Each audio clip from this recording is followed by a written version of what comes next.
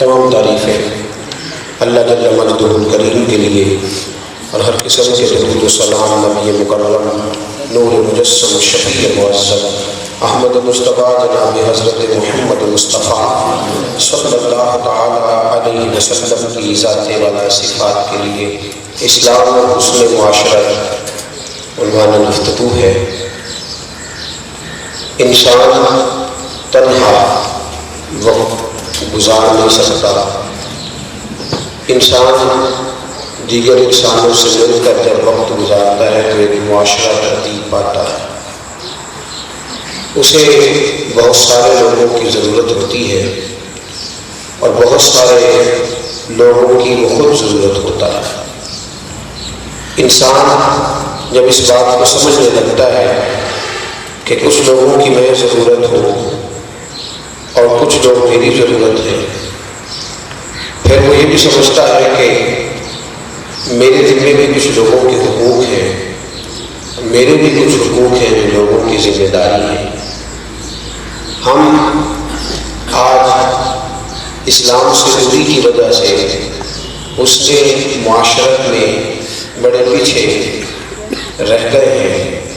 کافر، انگریز، عیسائی اپنے خود ساختہ اصولوں پر عمل کرنے کی وجہ سے معاشرت کے معاملے میں ہم سے بہت آگے دکھائی دیتے ہیں۔ انسانیت کا درد، لوگوں سے پیار، کسی کے دکھ کا مداوع کرنا انہوں نے اپنا شعار بنا کر پوری دنیا کو اپنی طرف متوجہ کر لیا ہے۔ ہم بڑا خوبصورت نصاب اور بڑا حسین ماضی اور بڑی پرشکوہ عمارت رکھنے کے باوجود اپنے حال کی وجہ سے بے حال نظر آتے ہیں۔ عزیز دوستو، انسان زندگی تنہا نہیں گزار سکتا۔ یہ کپڑے دھو کے استری کرنے کی صلاحیت پیدا کر بھی لے تو پھر بھی کپڑا بنا خود نہیں سکتا۔ سارے لوگ سلائی بھی خود نہیں کر سکتے۔ بہرحال اسے کپڑا بننے والے کی بھی ضرورت ہے، کپڑا سینے والے کی بھی ضرورت ہے۔ جوتے گانٹھ شاید یہ خود بھی لے، لیکن پورا جوتا تیار کرنا شاید اس کے بس کی بات نہ ہو، اور ہر آدمی شاید پورا جوتا تیار کرنے کی صلاحیت اور قابلیت نہ رکھتا ہو۔ تو اسلام یہ کہتا ہے کہ جب تجھے دوسروں کی ضرورت ہے تو پھر تو ان کے حقوق کا بھی خیال کر، پھر تو ان کے جذبات کا، احساسات کا، تصورات کا اور ان کے ساتھ اچھا برتاؤ کرنے کی کوشش کر۔ یہ تو ہے دور کے لوگ جن کے ساتھ ہمیں واسطہ پڑتا ہے۔ کچھ لوگ ایسے ہیں جن کے ساتھ ہمیں ہمیشہ رابطہ اور واسطہ پڑتا ہے۔ ان کے حقوق کا تعین کرنا بڑا ضروری ہے۔ ماں باپ، بہن بھائی، پڑوسی، غریب، مسکین، ہمارے ملازمین، یہ لوگ ہمیشہ ہمارے ساتھ رہتے ہیں۔ اسلام نے حسن معاشرت کے جو خوبصورت اصول وضع فرمائے ہیں، ان میں ان سارے تعلقات کو اور ان سارے رشتوں کو اہمیت عطا فرمائی ہے۔ قرآن مجید کی سورۃ النساء کی آیت نمبر 36 میں اللہ فرماتے ہیں وَاعْبُدُوا اللَّهَ، عبادت کرو اللہ تعالیٰ کی، وَلَا تُشْرِكُوا بِهِ شَيْئًا، اور کسی کو بھی اپنے رب کا شریک نہ بناؤ۔ یا اللہ یہ تو بات ہو گئی حقوق اللہ کا، تو نے کہا وَاعْبُدُوا اللَّهَ وَلَا تُشْرِكُوا بِهِ شَيْئًا، اللہ کی عبادت کرو، کسی کو اس کا شریک نہ بناؤ۔ یہاں کیا دین مکمل ہو گیا؟ کیا یہاں تک ہمارے لیے قاعدے اور ضابطے بن گئے؟ فرمایا نہیں، اس سے آگے بھی اصول ہے۔ اللہ تعالیٰ کی عبادت کے فوراً بعد تمہارے لیے حکم یہ ہے کہ وَبِالْوَالِدَيْنِ إِحْسَانًا، تم نے اپنے والدین کے ساتھ احسان کرنا ہے، تم نے اپنے والدین کے ساتھ احسان کرنا۔ ایک ہوتا ہے کسی شخص نے جتنی نیکی کی اتنی نیکی کرنا، اور ایک ہوتا ہے جس نے جتنی نیکی کی اس سے بڑھ کر نیکی کرنا، اس کو احسان کہا جاتا ہے۔ نیکی کا بدلہ نہیں تم نے دینا، تم نے احسان کرنا ہے، ان کی نیکیوں سے بڑھ کر تم نے ان کے ساتھ پیار کرنا ہے۔ بالوالدین احسانا، والدین کے ساتھ نیکی کرو۔ وبذی القربیٰ، اور جو تمہارے قریبی ہیں، جن کو اللہ نے تمہارا رشتہ دار بنایا ہے، تمہارا بھائی ہے، تمہاری بہن ہے، تمہاری بیوی ہے، تمہارے دیگر جو رشتہ دار ہیں، خالہ ہے، تمہاری پھپھی ہے، یہ جتنے بھی اللہ نے رشتے بنائے ان کے ساتھ اس میں سلوک کرنا ہے۔ اور فرمایا یہ تو ہوا تمہارا اپنا خاندانی معاملہ۔ پھر کچھ لوگ ایسے ہیں جو بیچارے خاندان نہیں رکھتے، جن کے والدین انتقال کر جاتے ہیں، فرمایا پھر تم نے ان کے ساتھ بھی حسن سلوک کرنا ہے۔ جب تم بالوالدین احسانا اور وبذی القربیٰ کی منازل طے کرو تو پھر فرمایا والیتامیٰ، پھر یتیموں کا بھی خیال رکھنا، والمساکین، اور پھر مسکینوں کا بھی خیال رکھنا۔ پھر فرمایا والجار ذی القربیٰ والجار الجنب، قریب کا پڑوسی ہو یا دور کا پڑوسی، اس کا تم نے خیال رکھنا، تم نے اپنے پڑوسی کے ساتھ اس میں سلوک کرنا۔ پھر فرمایا والصاحب بالجنب، اور وہ جو تمہارے کروٹ کے ساتھی، وہ جو تمہارے ساتھ وقت گزارنے والے، وہ جو تمہارے ساتھ دفتر میں کام کرنے والے، وہ جو تمہارے ساتھ اکٹھے مزدوری کرنے والے، وہ جو تمہارے ساتھ ایک جماعت میں ایک استاد کے پاس پڑھنے والے، اور پھر وہ جو تمہارے ساتھ اکٹھے مسجد میں نماز ادا کرنے والے، وہ جو تمہارے ساتھ اکٹھے دین کے کاموں میں شرکت کرنے والے، وہ جو تمہارے ساتھ مل کے ایک شیخ کی بارگاہ میں جمع ہو کر تربیت حاصل کرنے والے، وہ جو تمہارے کروٹ کے ساتھی ہیں، ان کے ساتھ بھی تم نے اچھا سلوک کرنا ہے۔ وابن السبیل، اور راہگیروں کے ساتھ، مسافروں کے ساتھ، مہمانوں کے ساتھ تم نے اچھا سلوک کرنا ہے۔ وما ملکت ایمانکم، اور وہ جن کے تم مالک بنے ہوئے ہو، وہ جو تمہارے ملازمین ہیں، وہ جو تمہارے غلام، تمہارے خادم ہیں، ان کے ساتھ بھی اچھا سلوک کرنا۔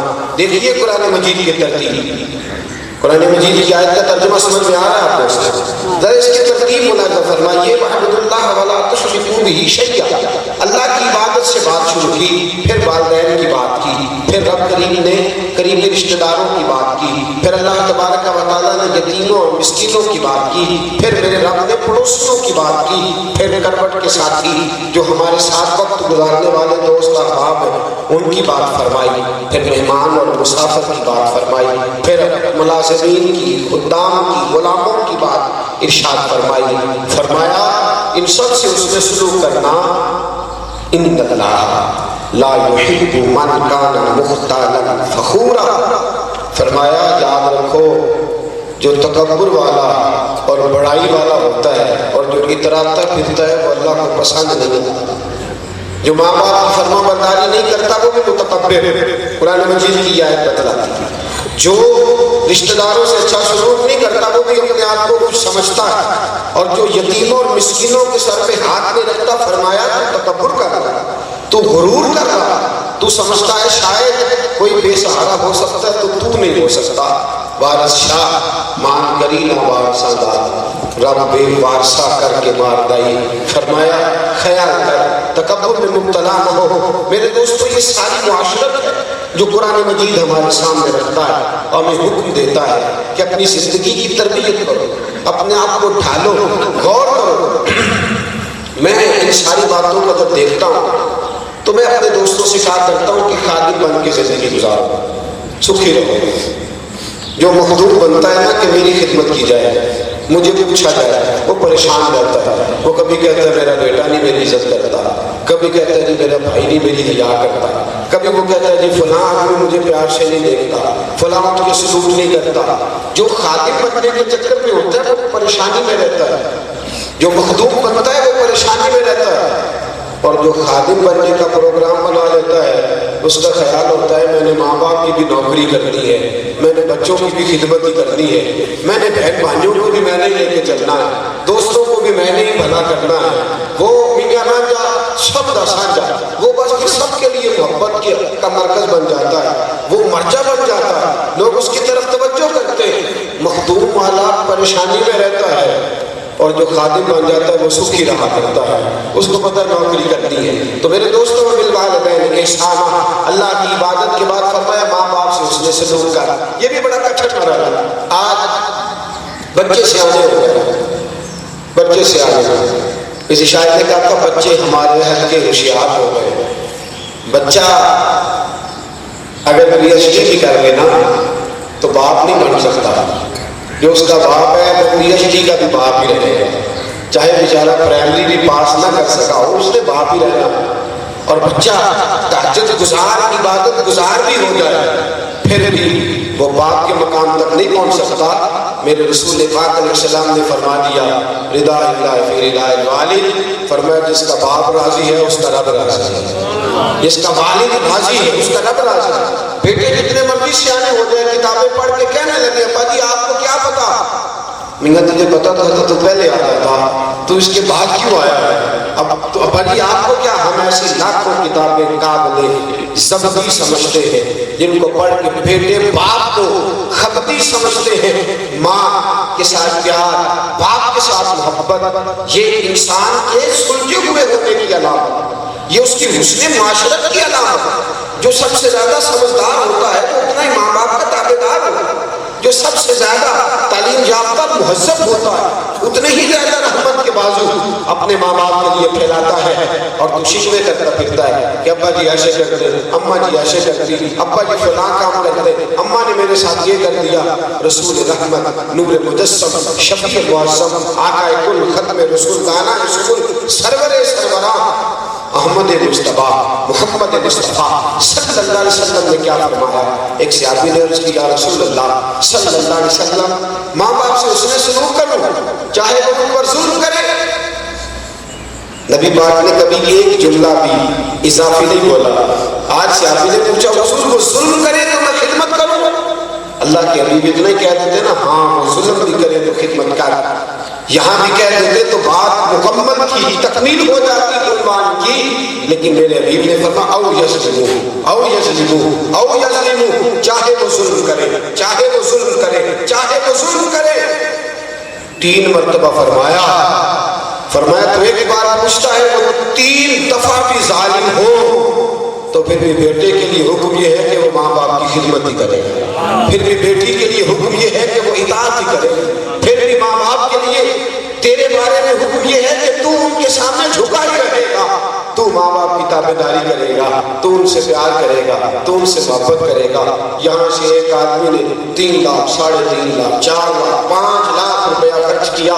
اس نے یہاں سے وہ نکلا اور ایئرپورٹ گیا، احرام باندھا، پھر وہاں سے نکلا تو وہ پہنچا حرم مکہ میں. پھر 8 ذی الحج کو اس نے احرام باندھا تو مینا گیا، پھر 9 کو وہ عرفات گیا، پھر رات کو وہ مزدلفہ پہنچا، پھر اس نے طواف زیارت کیا. وہ تھک گیا، بڑی جگہوں پہ گیا، بڑی تکلیفیں برداشت کی، پھر اس کا حج ہوا. میرے محبوب نے فرمایا تیرے ماں باپ گھر میں موجود ہو، محبت کی نظر سے دیکھنا. کس نظر سے؟ اس کا مطلب ہے کچھ بیٹے ابا جی اور اماں جی کو غصے سے دیکھتے ہیں، اس کا مطلب ہے کچھ بچے غصے سے بھی. فرمایا دیکھنا کس نظر سے؟ بولے کس نظر سے؟ محبت کی نظر سے. ابا کو اور اماں محبت کی نظر سے ایک بار دیکھ، میرا اللہ تجھے مقبول حج کا ثواب عطا فرمائے، تجھے مقبول حج کا. صحابی بیٹھے تھے کہنے لگے چلو حج ہو رہا ہے تو اس میں اضافہ کیوں نہ کر لیں. صحابہ امت کا بڑا بھلا کرتے تھے. ایک صحابی کہنے لگے یا رسول اللہ ایک دن میں ایک حج ہو سکتا ہے، حالانکہ حج سال میں ایک ہوتا ہے. اگر کوئی دوسرا حج کرنا چاہے تو اگلے سال انتظار کرنا. یا رسول اللہ ایک دن میں ایک ہی ہوگا. میرے دل نے فرمایا نہیں، تو 2 دفعہ ماں باپ کو راضی ہو کے دیکھ اللہ 2 حج کا ثواب عطا کر دے گا. یا رسول اللہ 2 فرمایا تو 3 دفعہ دیکھ، 4 دفعہ دیکھ، حد ہو گئی. میرے حبیب نے فرمایا تو 100 دفعہ دیکھ اللہ 100 حج کا ثواب عطا، تو 100 دفعہ دیکھ اللہ 100 حج کا. اور مصیبت یہ ہے کہ بلے شاہ آسمانی اڑدیاں پڑ دے، جیڑا گھر بیٹھا انہوں پڑے آئیے، جیڑا گھر بیٹھا انہوں پڑے آئیے. میرے اسا قبلہ فرمایا کرتے آپ فرماتے 100 ولی ایک نہیں 100 ولی ایک طرف بیٹھ جائے اور کہے یا اللہ مرید کو بخش دے. اکیلا باپ ایک طرف بیٹھ کے کہے یا اللہ اسے معاف نہ کرنا. فرمایا اللہ 100 ولی کی بات نہیں مانتا، رب کریم باپ کی بات مانتا ہے. اور یہ بھی شرط نہیں کہ وہ بڑا پکا حاجی ہو متقی، اس کے لیے مومن ہونا شرط ہے. اللہ اس کی بات مانتا ہے، کوئی طریقت نہیں، وہ کوئی پیری مریدی نہیں، وہ کوئی ایسا یاد رکھیے گا کہ اصول طریقت کا زاویہ نہیں. اپنا طواف کرایا جائے اور ماں باپ سے دور کر دیا جائے.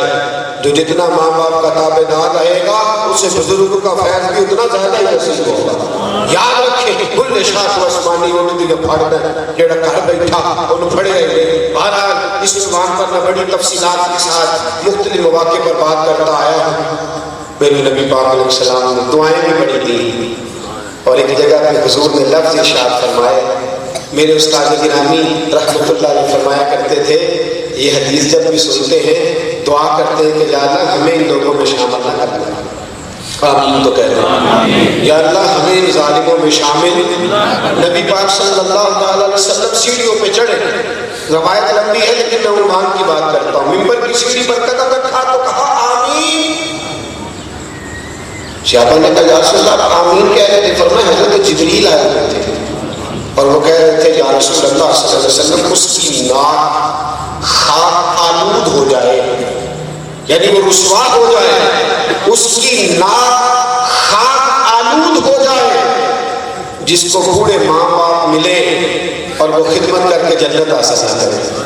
اس کی ناک خاک آلود ہو جائے وہ رسوا ہو جائے. وہ دنیا آخرت میں رسوا ہو جائے بوڑھے ماں باپ ملے اور وہ جنت حاصل نہ کرے.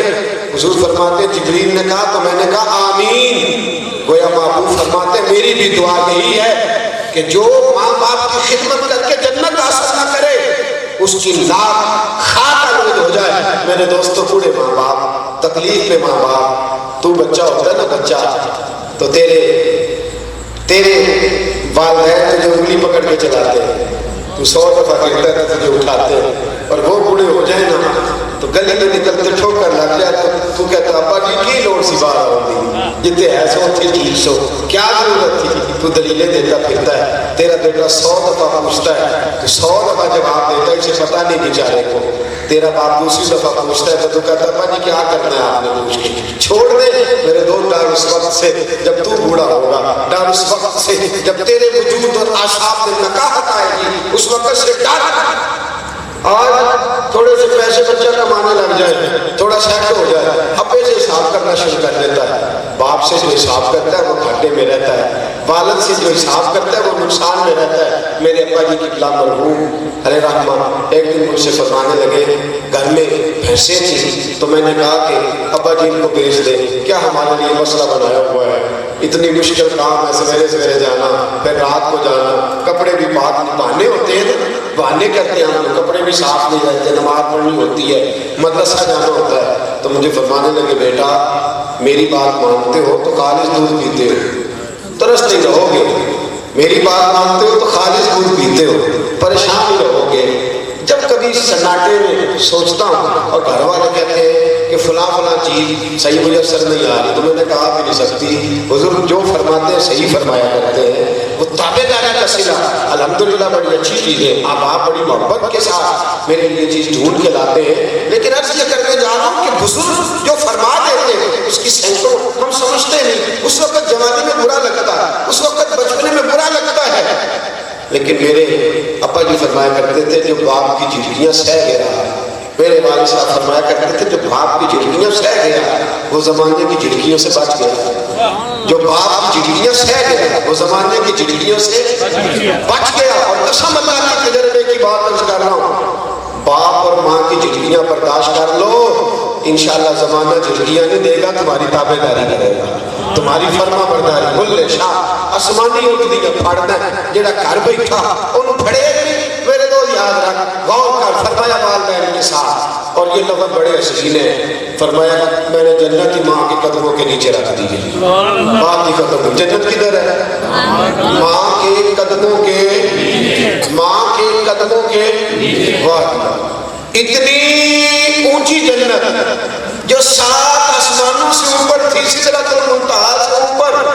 واہ اللہ تو نے ماں کی کیا شان بنائی ہے کہ 7 آسمانوں کے اوپر جو جنت تھی وہ تو نے کھینچ کے لا کے ماں کے قدموں کے نیچے رکھ دی. اتنی بڑی سعادت. بس ان کو راضی کرے ان سے پیار کرے ان سے محبت کرے. ایک منت کر دوں آپ کی جی نہیں کرو یہ نہیں آتے حکم کرو ساری منت کرو. سبحان اللہ کیا بات ہے. لیکن آپ ہنس رہے ہیں آپ لوگ، اللہ آپ کو ہنستا رکھے ہمیشہ۔ انہوں نے ہاں کہا تو ہمیں ہنسنے کا موقع دیا نا، تو اللہ ان کو اس کی جزا دے گا۔ گزارش یہ کرنے جا رہا تھا، آج آپ نوجوانوں سے میری گزارش ہے، گھر جائیں نا، اماں سو بھی رہی ہو تو پیر چوم کے سو، اور ابا جی کے ہاتھ چوم کے آج سو، ہو جائے گا۔ منڈے چوپنے بابے آنے دے انشاءاللہ، منڈے چوپنے پتہ تھا کرنے کی، منڈے چوپتے بابے آنے دے، ان سارے کو ماں باپ ہے کہ نہیں تھے۔ میں ادھر دیکھیں میرے ساتھ سینکڑوں لوگ پیار کرتے ہیں، بڑی محبت کرتے ہیں، اور سچی بات جانتا ہوں میری کوشش اور دعوت سے بڑھ کے کرتے ہیں، لیکن جو ماں باپ سے تھپکی لینے کا مزہ تھا وہ دوبارہ آیا نہیں، جو ان کی شفقت کا رنگ تھا وہ دوبارہ ملا نہیں، جو ان کی عطاؤں کے روپ تھے وہ دوبارہ نظر نہیں آئے۔ اماں جی کا ماں ایک دن آرام کر رہی تھی، تو مجھے بھی اسی طرح کسی بزرگ نے حکم دیا کہ پیر چومنا، تو میں گیا ابا جی کے ہاتھ چومنے، اماں جی کے پیروں پہ جھک گیا، تو میرے ساتھ پہ چونکہ امامہ تھا تو میں پیر چومنے لگا تو وہ جھٹ سے آئی، اور میں نے ساتھی عورت تھی نا تو انہوں نے پہلے میری پگڑی اتار کے ایک سائڈ میں رکھی، تو مجھے کہنے لگی جا اللہ تبارک و تعالیٰ شملے بلندی رکھے گا، اللہ شملے بلندی رکھے گا۔ میرے دوست یاد رکھ، یہ دھیمی دعائیں ہیں لیکن بڑی خلوص والی ہیں۔ میرے جیسے پیر کو 5000 مٹھی میں دے کے کون دعا کر تو کہتا ہے انشاءاللہ کروں گا، لیکن قسم اللہ کی تو باہر ہوتا ہے، ماں موجود نہیں ہوتی اور تو ذرا نکلتا ہے تو وہ دونوں ہاتھ دراز کر کے کہتی ہے مولا حال میرا ہے، جایا میرا ہے، خیر سے جائے خیر سے آئے۔ مجھے کیا پتا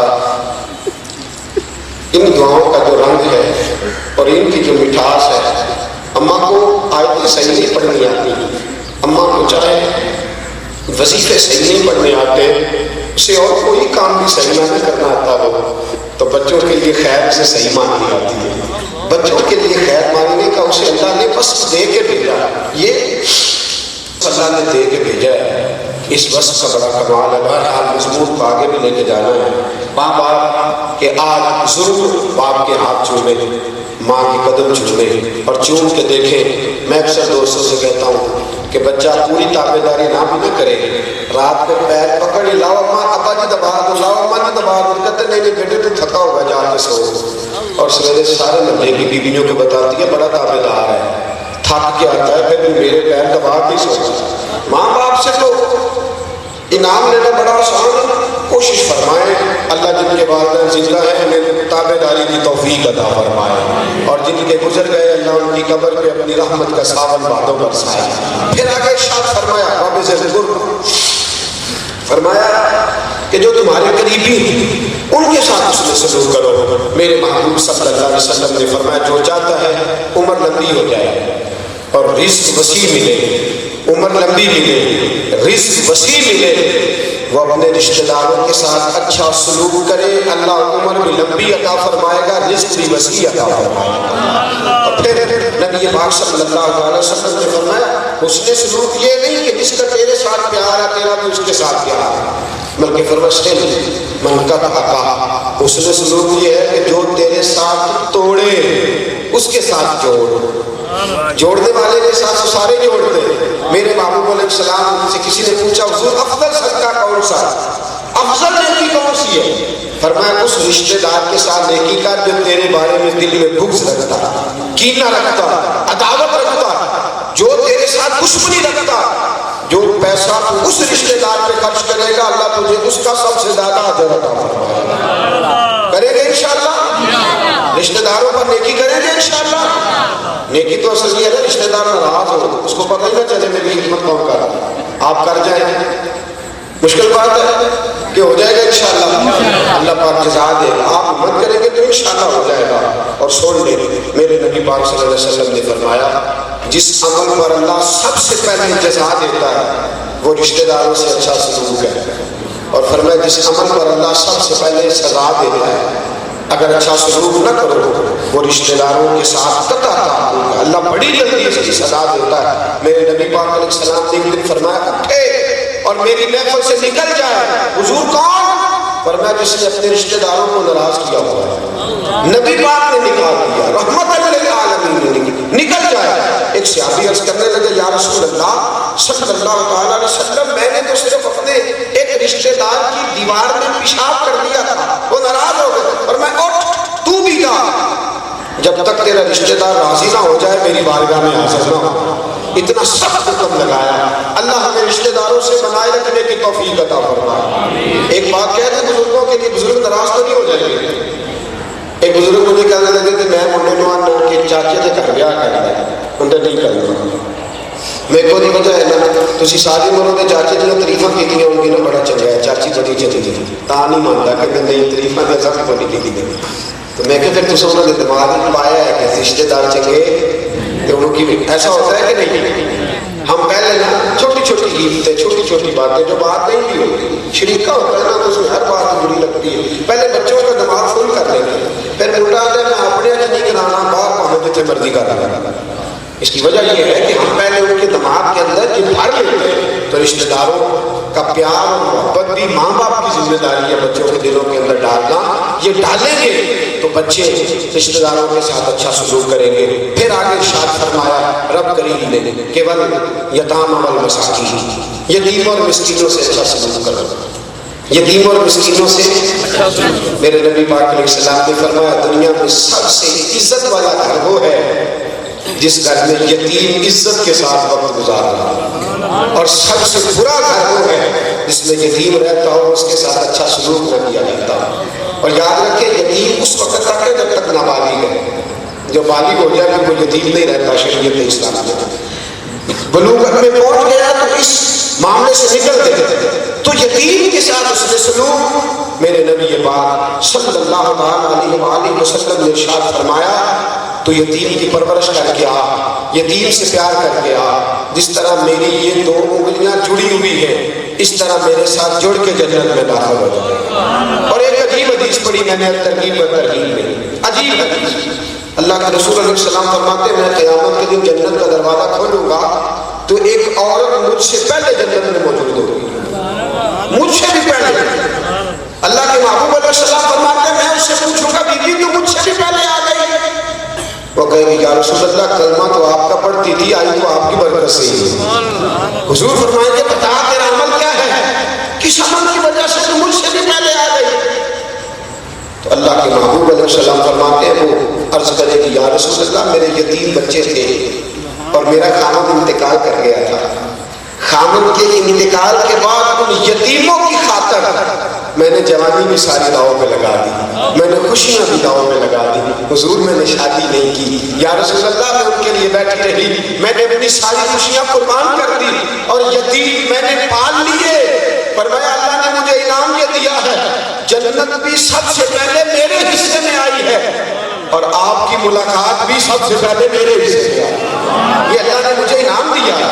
تو میرے دوست یتیم کی پرورش، اور میرے نبی پاک علیہ السلام نے فرمایا کہ یتیموں کے لیے کوشش کریں، ان کے لیے کوشش کریں۔ کسی امیر کو کہتے یار یہ یتیم ہے بے سہارا ہے اس کے ساتھ تعاون کر دیں، کسی اہل ثروت کو دعوت دے دے جو یتیموں مسکینوں اور بیواؤں کے لیے کوشش کرے۔ دروشی پڑھی تو نبی پاک صلی اللہ علیہ وسلم نے فرمایا جو کوشش کرے یتیم کے لیے بیوہ کے لیے۔ دیکھیے نا کسی کا خامد انتقال کر جاتا ہے، وراثت کا انتقال درج کرانا ہے، اگر وہ سرکاری ملازم ہے تو پینشن کے لیے کوشش کریں گے، اس کی بیوی کے نام اس کی پینشن منتقل کرنا، اس کے بچوں کے نام اس کی جائیداد، بڑا مشکل ہو گیا ہمارے معاشرے میں۔ میرے نبی پاک صلی اللہ علیہ وسلم نے فرمایا جو یتیموں مسکینوں اور بیواؤں کے لیے کوشش کرے، فرمایا اللہ اسے اتنا ثواب دے گا جتنا ساری رات نماز پڑھنے والے اور سارا دن روزہ رکھنے والے اور روزے کی حالت میں تلوار لے کے جہاد کرنے والوں کو اللہ ثواب دے، اتنا اللہ اجر دے گا یتیم مسکین اور بیوہ۔ میرے دوستو آج دیکھیے نا رمضان شریف آیا ہے تو بیوہ عورتیں آئیں گی زکوٰۃ دینے کے لیے، لوگ دھتکاریں گے، تو سویرے ہی آ گئی تو تجھے پتہ ہی نہیں ہوتا کب آنا، دھتکارے نہیں۔ ہاں آ گئے کچھ ایسے لوگ جو دکانداری کرتے ہیں، جو مال جمع کرنے کے لیے ایسا کرتے ہیں، لیکن تو نے اس کی طرف نہیں دیکھنا، تو نے تو اپنی طرف دیکھنا ہے، تو نے آنے والے کو نہیں دیکھنا وہ کیا ہے، تو نے تو یہ دیکھنا ہے میں خدا کا حکم پورا کر رہا ہوں، مصطفیٰ کریم کا حکم پورا کر رہا ہوں۔ پھر آگے ارشاد فرمایا رب کریم نے فرمایا والجار ذی القربی والجار الجنب، دور کا پڑوسی قریب کا پڑوسی۔ اس کے دو معنی فرمائے، ایک تو فرمایا حضرت عائشہ صدیقہ رضی اللہ تعالیٰ عنہ نے کہ یا رسول اللہ کس ہمسائے کے ساتھ اس میں سلوک کروں؟ فرمایا جس کا دروازہ تیرے دروازے کے زیادہ قریب ہے اس کے ساتھ زیادہ اس میں سلوک کا، اور پھر ہمسایہ بھی ہو، رشتہ دار بھی ہو اور مسلمان بھی ہو، اس کا حق سب سے زیادہ ہے۔ ہمسایہ بھی ہو، رشتہ دار بھی ہو اور مسلمان بھی۔ ہمارا سب سے پہلا اختلاف ہی ہمسایہ کے ساتھ ہوتا ہے، سب سے زیادہ۔ ہمسایہ کیا کرتا ہے، کہاں سے آتا ہے، اس کی غیبتیں، اس کی چغلیاں۔ میرے نبی پاک صلی اللہ علیہ وسلم نے فرمایا وہ تو اللہ اور آخرت پر ایمان ہی نہیں لایا۔ حضور کون؟ فرمایا جس کی شرارتوں سے اس کا ہمسایہ محفوظ نہیں ہے، وہ اللہ کی اور آخرت پر ایمان ہی نہیں لایا، اس کا کبھی ایمان ہی مکمل نہیں۔ اور میرے نبی پاک نے ہمسائے کے بارے میں فرمایا، حضرت جبریل آئے اور اتنے حق ہمسائے کے بیان فرمائے، اتنے بیان فرمائے کہ مجھے لگتا تھا کہ ہمسائے کو جائیداد میں بھی شریک کر دیں، وراثت میں۔ اور ایسی حدیث تو شاید کتب حدیث میں کم ملے گی کہ نبی پاک علیہ السلام نے فرمایا جس نے اپنے ہمسائے کو تکلیف دی، اللہ اکبر، فرمایا جس نے ہمسائے کو ستایا وہ یوں سمجھے اس نے محمد عربی کو ستایا۔ اتنے بڑے جملے، اتنا بڑا ارشاد، جس نے ہمسائے کو ستایا مجھے ستایا، اور جس نے مجھے ستایا اس نے اللہ کو ستایا، اور فرمایا جس نے اپنے ہمسائے کو راضی کیا اس نے مجھے راضی کر دیا، اور جس نے مجھے راضی کیا اس نے اللہ کو راضی کر دیا۔ تو میرے دوستو یاد رکھیے ہمسائے کے ساتھ اس نے سلوک۔ پھر فرمایا وابن السبیل، مسافر، مہمان سے اس نے سلوک، مہمان نوازی۔ میرے نبی پاک کی مہمان نوازی بڑی مشکل تھی، در رسول میں جو بھی آیا ہے نبی پاک نے بھر کے ہی عطا فرمایا۔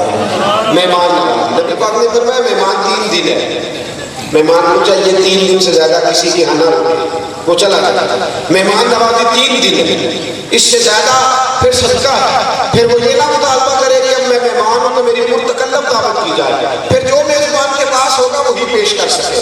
مہمان نوازی 3 دن ہے، کسی کے ہاں بھی قیام کرو تو 3 دن سے زیادہ نہ کرو، اور جس کے گھر آ رہا ہے میزبان اس کو میرے حبیب صلی اللہ علیہ وسلم نے فرمایا جب تک تیرا دسترخوان بچھا رہے گا لوگ کھاتے رہیں گے، اللہ کے فرشتے تیری بخشش کی دعا کرتے رہیں گے۔ جب تک تیرا دسترخوان بچھا رہے گا لوگ کھاتے رہیں گے، فرشتے تیری بخشش کی دعا کرتے رہیں گے۔ اور میرے محبوب صلی اللہ علیہ وسلم نے فرمایا جو مہمان کی مہمان نوازی نہیں کرتا سمجھو اس میں کوئی بھی خیر نہیں، اس میں کوئی بھی بھلائی نہیں۔ اور پھر نبی پاک علیہ السلام نے فرمایا جو کسی کے گھر جائے اور بغیر کھائے پیے واپس آ جائے، ایک ہے کہ اس نے دعوت دی تو آپ نے نہیں کھایا وہ معاملہ اور ہے، دعوت دی تو اس نے ہو جاتے ہیں نا مہمان تو جانے والا پوچھنے لگ جاتا ہے جناب آپ کیا کھائیں گے، جناب آپ کیا کھائیں گے، اور تیسری دفعہ پوچھتا ہے کیا کھائیں گے تو کہتے ہیں کچھ بھی نہیں کھانا، کچھ بھی جس نے کھلانا ہوتا ہے اس نے پوچھنا تھوڑے ہوتا ہے، اس نے پوچھنا تھوڑے ہے، یہاں اس نے مینیو تھوڑا رکھنا ہے۔ میں ایک بزرگ تھے تو ایک دفعہ تشریف لائے تو جن کے گھر میں ہم لوگ گئے تو انہوں نے پوچھا کیا کھانا ہے، تو کہنے لگے میں ہوٹل میں نہیں آیا کہ تم مینیو پوچھ رہے ہو، ہوٹل میں لا کر رکھتے ہیں سامنے کہ کیا کھائیں گے، کتنا لائیں، کتنے کلو لائیں۔ فرمایا مہمان نوازی حسب توفیق ہوتی ہے جو تیرے پاس موجود ہے تو لے آ، تو مہمان نوازی کرے۔ نبی پاک علیہ السلام نے فرمایا جو کسی کے گھر جائے اور بغیر کھائے پیے واپس آ جائے، فرمایا سمجھے میں قبرستان سے ہو کے آیا، میں گھر سے نہیں قبرستان سے۔ آباد گھر وہ ہوتا ہے جس سے لوگوں کو ملتا ہے، آباد گھر وہ ہوتا ہے جس سے کھلایا جاتا ہے، وہ کون سا گھر ہے جس میں کچھ آئے اس کو ملے کچھ نہ۔ میں نبی پاک علیہ السلام کے پاس مہمان آیا تو اللہ کے حبیب نے صحابہ سے فرمایا اسی کو لے جاؤ، ایک صحابی لے گئے، گھر گئے، ان کا نام حضرت ابو طلحہ رضی اللہ تعالیٰ، گھر گئے تو جا کے بیوی سے کہنے لگے گھر میں کیا ہے، کہنے لگے کچھ کھانا بچوں کا ہے، کچھ کھانا آپ کا ہے۔ کبھی کسی ماں نے، مائیں بہنیں بیٹیاں میری بات کی طرف خاص توجہ کریں، مہمان نوازی بیوی کے گھر پہ چلتی ہے، بیوی کے سر پہ چلتی ہے، گھر کے اندر سے بیوی اگر پکا کے دے گی تو باہر مہمان نوازی آسانی سے ہو جائے گی۔ بیوی سے جا کے کہا گھر میں کیا ہے، کہنے لگے تھوڑا کھانا آپ کا ہے، تھوڑا بچوں کا ہے۔ اور کبھی بھی ماں بچوں کا پیٹ کاٹ کے نہیں دیتی. میرے محبوب صلی اللہ علیہ وسلم کے صحابی نے کہا نبی پاک نے مہمان بھیجا ہے. کہنے لگی تو بھی سو جا, بچوں کو بھی سلا دیتی ہے. ماں بھی کبھی بچوں کا پیٹ پالتی ہے, لیکن مہمان کی خاطر بچوں کا پیٹ کاٹا.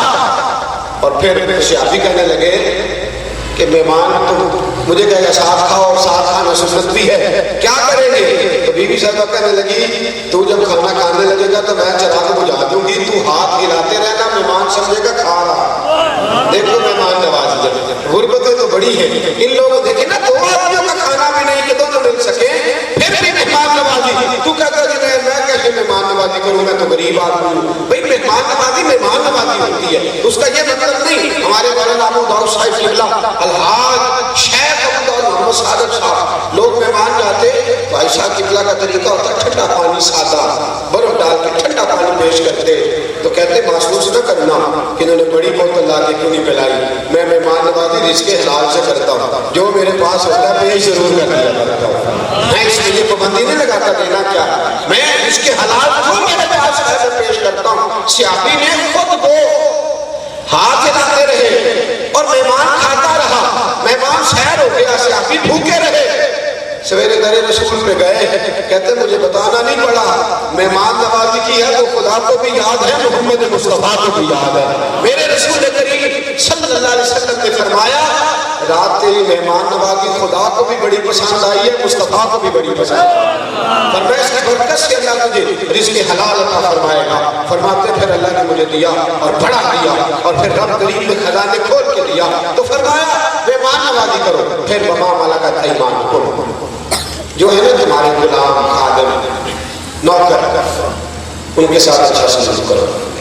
کہتے جی نوکر نوکر کوئی نہیں, تو میں اکثر جواب دیتا ہوں, میں کہتا میاں عقل ہوتی تو نوکر ہوتے, وہ عقل ہوتی ان کو تو وہ بھی کاروباری ہوتے.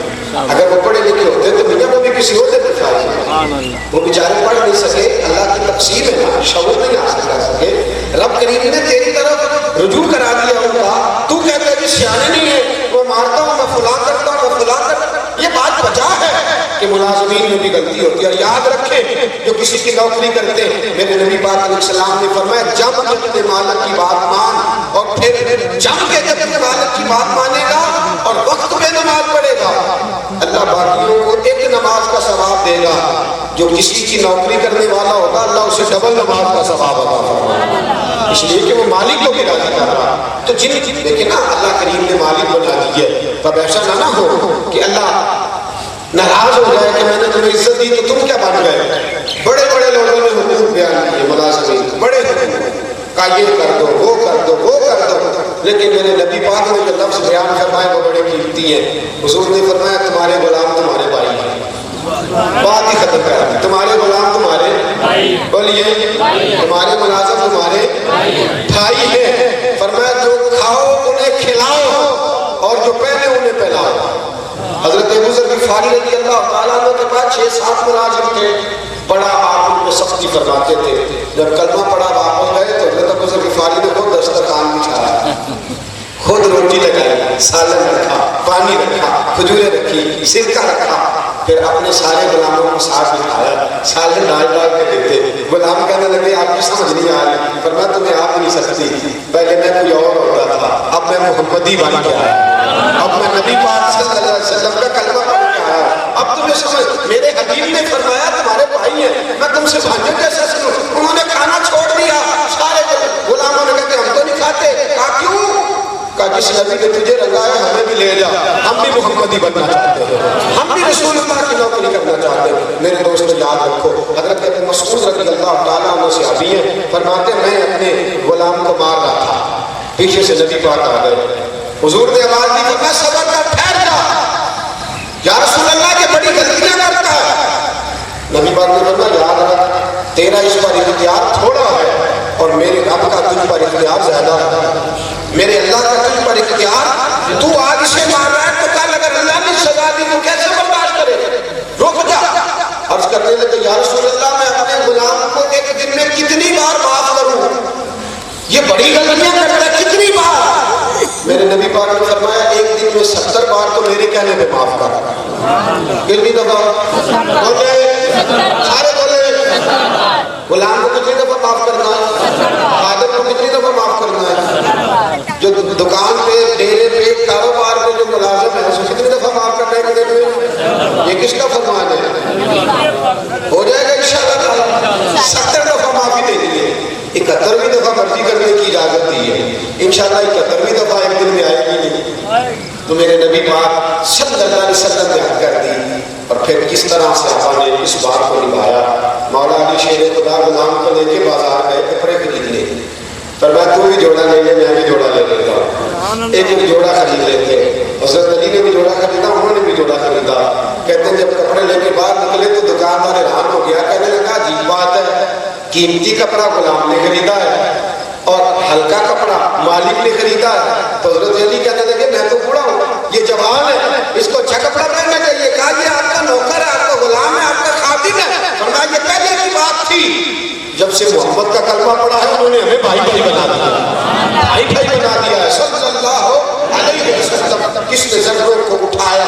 اور صحرا کر دیا کس نے قدروں کو ملایا اور دریا کر دیا یہ کس کی حکمت نے یتیموں کو کیا در یتیم اور غلاموں کو دنیا بھر کا مولا کر دیا میرے نبی پاک علیہ السلام نے فرمایا تمہارے بھائی ہیں تمہارے غلام تمہارے خادم ہیں ان کو 70 دفعہ معاف کرو میرے دوستو یہ حسن معاشرت ہے بہن بھائیوں کے ساتھ سنو ماں باپ کے ساتھ سنو بیوی بچوں کے ساتھ سنو پھر میرے حبیب علیہ السلام نے کہا پڑوسیوں سے رشتہ داروں سے پھر ہمسایوں سے اور پھر ایک بات جو درمیان میں رہ گئی وہ ہے وصاحب الجنب جو تیرے گربڑ کے ساتھ جو تیرے کلاس فیلو جو تیرے بھی بھائی ہیں جو تیرے مسجد کے کٹھے نمازی ہیں نمازی بھائی کرنے لگ جاتے ہیں کہتے ہیں کہ میں اٹھا تم کا بھی بیٹھ گیا اے سی والی سائڈ میں تو میری پکی جگہ میں نے لاٹ کرائی ہوئی ہے تو بھی قبضہ کر لیا تیرا کیا حق بنتا تھا اور روزانہ تکبیر کہنا میری ذمہ داری ہے تو کون ہوتا ہے اور میں نام پڑھتا ہوں مسجد میں تو جس بھی میرے نام ہے مسجد